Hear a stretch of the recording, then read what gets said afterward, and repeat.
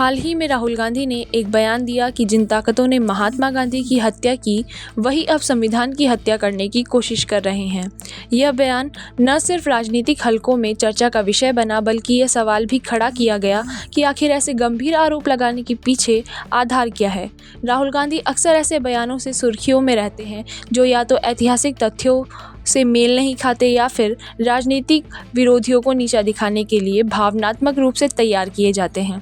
इस बार भी उन्होंने जिस संगठन पर इशारा किया उस पर महात्मा गांधी की हत्या में शामिल होने का आरोप लगाया, जबकि वर्षों पहले पूर्व प्रधानमंत्री अटल बिहारी वाजपेयी ने संसद में यह स्पष्ट कर दिया था कि नाथूराम गोडसे का आरएसएस से कोई संबंध नहीं था, बल्कि वह संगठन का विरोधी था। इतिहास गवाह है कि नाथूराम गोडसे ने खुद यह बात स्वीकार की थी कि वह आरएसएस से जुड़ा नहीं था, बल्कि उसकी विचारधारा से असहमति रखता था।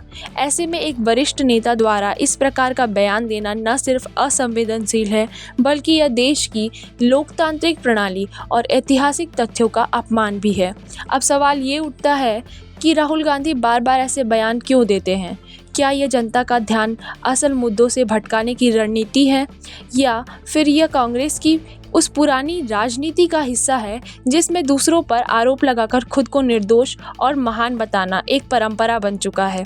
कांग्रेस का इतिहास देखें तो यह पार्टी खुद अनेक बार संविधान की भावना के साथ खिलवाड़ कर चुकी है। 1975 में लगाया गया आपातकाल इसका सबसे बड़ा उदाहरण है, जब जनता की आवाज़ को दबाया गया, प्रेस पर सेंसरशिप लगाई गई और हजारों विपक्षी नेताओं को जेल में डाल दिया गया। यह सब उस पार्टी की सरकार ने किया जो आज संविधान की रक्षा की बात कर रही है। इसके अलावा भ्रष्टाचार के मामलों में कांग्रेस की भूमिका किसी से छिपी नहीं है। 2G, CWG, कोयला घोटाला जैसे दर्जनों मामले आज भी जनता के जहन में ताज़ा हैं।